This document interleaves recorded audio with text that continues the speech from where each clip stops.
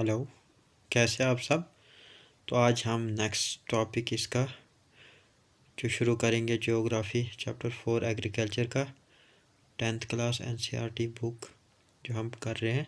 इसका lecture number 6 है आज और लास्ट है, शायद आज हम ख़त्म कर देंगे इसको। ठीक है, तो हम शुरू करते हैं। इसका नेक्स्ट टॉपिक जो है, सब टॉपिक क्या है, technological and institutional reforms. Agriculture के अंदर जो टेक्नोलॉजी और इंस्टीट्यूशन रिफॉर्म हुआ वो कैसे हुआ।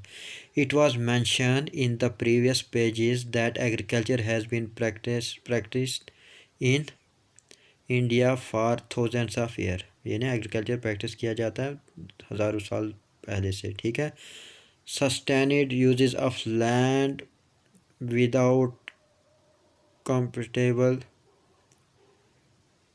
Techno institutional changes have hindered the pace of agricultural development।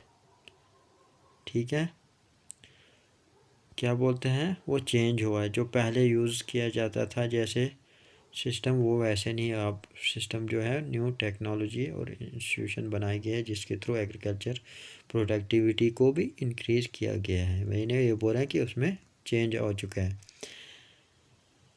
In spite of development of resource of irrigation, most of the farmers in large part of the country still depend upon monsoon and natural fertility in order to carry on their agriculture। ये बोला आज भी कुछ ऐसे जो मतलब people हैं जो डिपेंड करते हैं मानसून और नेचुरल फर्टिलिटी पे to carry up their agriculture, अपने खेती बाड़ी को जारी रखने के लिए। ठीक है, for a growing population this poses a serious challenge. ये क्योंकि पॉपुलेशन ग्रो रही एक सीरियस चैलेंज है आज के दौर में। Agriculture which provides livelihood for more than 60% of its population, मतलब 60% प्लस जो पॉपुलेशन वो लाइवलीहुड दे देता है। कौन? ये एग्रीकल्चर। ठीक है, needs some serious technical and institutional reform. ये बोलता है इसमें सीरियस ज़रूरत है किसकी, ख़तरनाक ज़रूरत है कि इसमें इस एग्रीकल्चर में कि इसमें टेक्निकल और इंस्टीट्यूशन रिफॉर्म हो। Thus collectivisation, consolidation of holdings, cooperation and evolution of zamindari extra were given priority to bring about institution reform in the country after independence. ये एक मेन चीज़ कंसंट्रेट किया था कि इसको चेंजिंग लाया जाए कब, ये जो आज़ादी के बाद से ही। Land reform was the main focus of our first 5-year plan. पहले 5-year प्लान में ही लैंड रिफॉर्म के बारे में कंसंट्रेट किया था, इस पर जोर दिया था, इस पर फोकस किया था। The right of inheritance had already lead to fragmentation of land holding, necessitating consolidation of holdings। इस चीज़ पे पहले से ही चीज़ जो फ्रेगमेंटेशन ऑफ लैंड, उसके अलग अलग टुकड़े थे जैसे, उन पे जोर दिया गया था। ठीक है, the laws of land reforms were enacted but the implementation was lacking or lukewarm, मतलब उसको आप इम्प्लीमेंट करना बहुत नहीं हो सका, उसमें लैक बहुत पीछे रह गए। The government of India embarked upon introducing agricultural reforms to improve Indian agriculture in the 1960s and 70s के अंदर इसके चीज़ पर जोर दिया गया था, agriculture change. The Green Revolution, based on the use of package technology, and the White Revolution, Operation Flood, were some of the strategies initiated to improve the lot of Indian agriculture। Indian agriculture को बढ़ाने के लिए ये चीज़ें, ये कोशिशें की गई थी। वाइट रेवोल्यूशन एंड रेवोल्यूशन की, ऑपरेशन फ्लड भी कहते हैं white revolution. But these two led to the concentration of development in few selected areas, मतलब कुछ ही select area पे इस पे concentrate किया। Therefore, in the 1980s and 1990s, a comprehensive land development programme was initiated. Programme कब 1980 और 19 के बीच में शुरू किया गया, which included both institutional and technological reforms. ये इसमें दोनों इंक्लूड है। Provision for crop insurance against drought, flood, cyclone, fire and disease. Establishment of Gramin banks, Gramin bank आम वाले बैंक्स जो हैं एस्टेब्लिश किए इसके लिए। Cooperative societies and banks for providing loan facilities to the farmer at lower rates of interest were some important step in the direction. इस direction में ये स्टेप्स लिए गए थे। कुछ बैंक बनाए, कोऑपरेटिव सोसाइटी, लोन दिया गया, कुछ बहुत कम इंटरेस्ट जिस पे था। ठीक है। Kisan credit card, KCC, personal accident insurance scheme, PAIS, और some other schemes introduced by the government of India for the benefit of the farmer के बेनिफिट के लिए ये चीज़ें निकाली गई ये स्कीम। मोर ओवर स्पेशल वेल्थ bulletins and agricultural programmes for farmers were introduce on the radio and television, और रेडियो में इन प्रोग्रामों को शुरू करवाया था।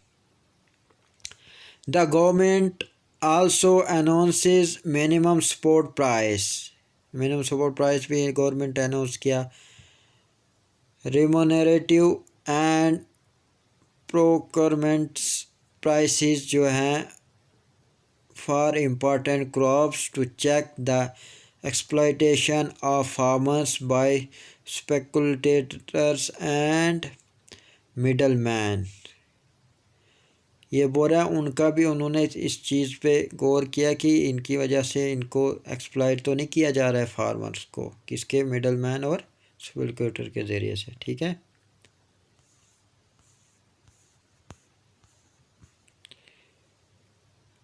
भूधन ग्रामधन ये स्कीम थी एक।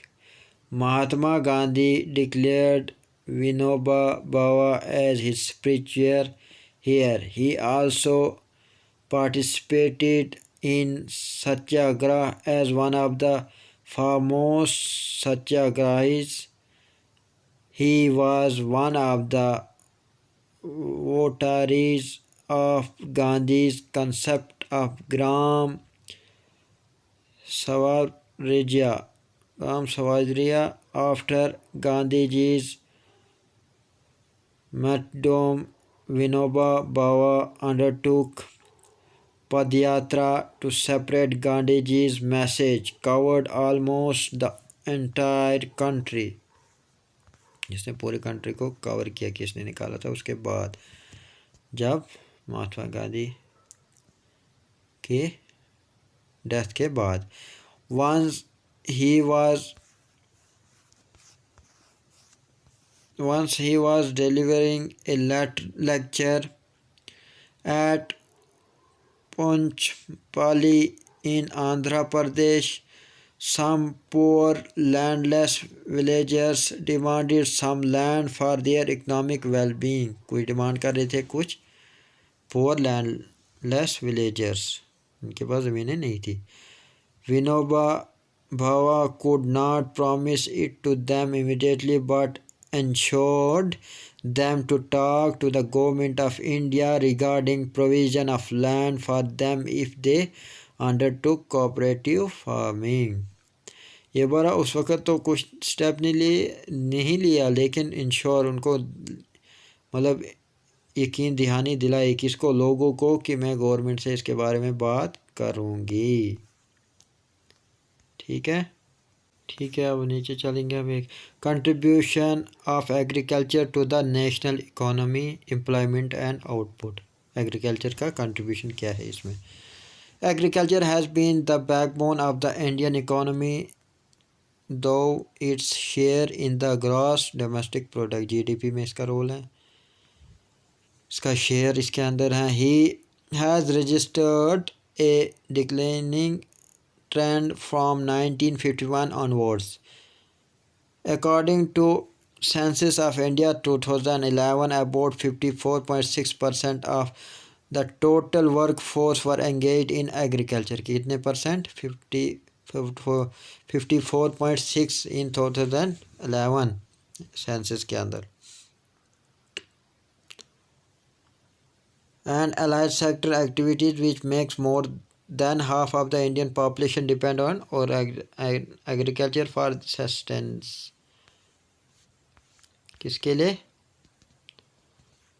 सस्टेनेंस के लिए वो किस पे डिपेंड थे? हाफ पॉपुलेशन से ज़्यादा एग्रीकल्चर पे।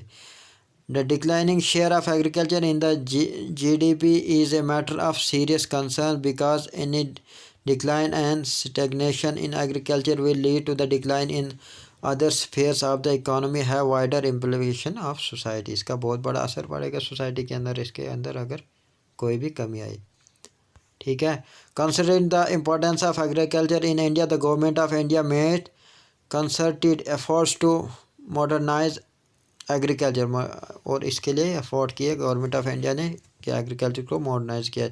Establishment of Indian council of agriculture research, agricultural universities, veterinary service and animal feeding centres, horticulture development, research and development in the field of metrology and weather forecast extra were given priority for improving Indian agriculture के लिए इसको इतने ensure दिलाए इन्होंने। ठीक है, ताकि इसका एग्रीकल्चर का इम्प्रूव हो। Apart from this improving the rural infrastructure were also considered essential for the same. और रूरल इंफ्रास्ट्रक्चर पे भी जोर दिया है, इसका भी रोल सेम ही रहा है। In order to strengthen the and support agriculture sector several initiatives has been taken by government of India under the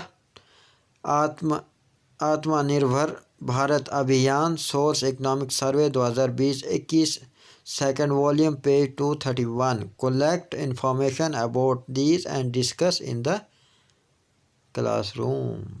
ठीक, अब इस टेबल को ज़रूरी पढ़ना है इसके अंदर। हाँ, GDP का role, India growth rate of GDP and major sectors in percentage. Sector agriculture की बात करेंगे यहाँ 2012-13 में 1.5, 2013-14 में 4.2 और 2014-15 में -0.2। इंडस्ट्री का 3.65, 7.0, सर्विस 8.1, 7.8 और 9.8। ठीक, source economic survey of various years, ministry of finance, government of India, no data pertaining to gross value added. ठीक, ये ज़रूरी था टेबल। अब पढ़ेंगे हम impact of globalisation on agriculture. Globalisation का एग्रीकल्चर के ऊपर क्या इम्पैक्ट है। Globalisation is not a new phenomena, it was there at the time of colonisation. Colonisation के ज़माने से ये चलता आ रहा है।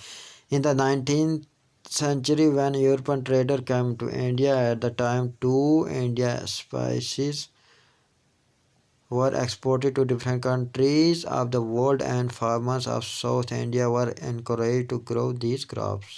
कहाँ स्पाइसेस कहाँ का पूरी दुनिया में जाती थी इंडिया की। ठीक है, till today it is one of the important items of export from India. ये इम्पॉर्टेंट आइटम है कौन spices. During the British period cotton belts of India attracted to the British and ultimately cotton was exported to British as a raw material। As a raw material के तौर पे यहाँ से बेचा जाता था ब्रिटिश के लिए। ठीक है, कहाँ, इंडिया से। For their textile industry, textile industries के लिए यहाँ से रॉ मटेरियल जाता था। Cotton textile industry in Manchester and Liverpool flourish due to the availability of good quality cotton from India. अच्छी क्वालिटी का इंडिया का वो कॉटन था जिसकी वजह से वो वहाँ पे उसकी बढ़ोतरी थी।